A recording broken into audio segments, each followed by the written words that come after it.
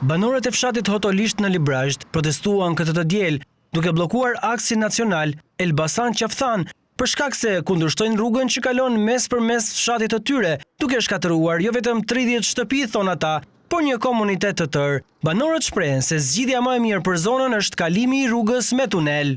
Nuk jemi kundër të zhvillimit, jemi kundër shkatërimit, që po vjen në emër të zhvillimit. Projekti aktual i rrugës që pritet të kaloj mes për mes fshatit Hotolisht nuk është rrugë zhvillimi, është një shkelje flagrante e të drejtave tona si banorë dhe qytetarë të Republikës së Shqipërisë. Ne kërkojmë zyrtarisht ndryshimin e projektit që të kalojë jashtë zonës së banuar, përmes tunelit ose anës së lumit Shkumbin. A mund të quhet drejtësi që toka në vitin 2001 është vlerësuar me 370 lekë për metër katror, ndërsa sot në vitin 25 me vetëm 170 lekë për metër katror. A mund të quhet dinjitet që shtëpit tona të ndërduara me mund, djersë dhe sakrificë të vlerësohen me 250.000 lekë të vjetra për metër katror. Një çmim me të cilin nuk ndërtohet një llom, jo më një shtëpi e re. Kjo nuk është ndërshpërblim, kjo është përçmim. Ne shpresojmë që autoritetet të ndërmarrin seriozisht dhe jo me gënjeshtra që po bëjmë këtë, po bëjmë atë, sepse nga shtatori kur patëm takimin me kryetarin ishte një kohë shumë e mjaftueshme për na dhënë një përgjigje, se cila do të jetë, se cila është zgjedhja. Na tha që do bëhet me tunel.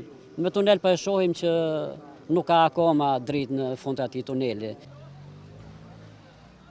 Banorët pretendojnë se ministre e infrastrukturës Belinda Balluku i gënjeu pak ditë më parë, kur u kërkoi vetë një takim dhe nuk u paraqit, edhe pse banorët e pritën për rreth 3 orë.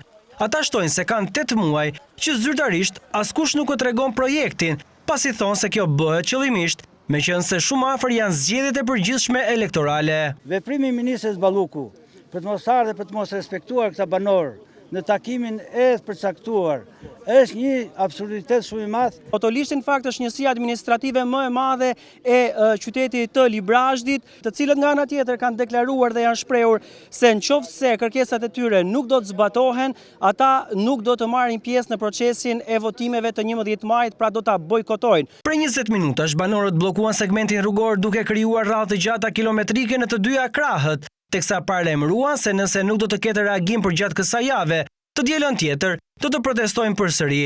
Në fund, edhe me ndërhyrjen e policisë së rendit, protestuesit hapën rrugën, duke paralajmëruar se protesta do të vazhdojnë.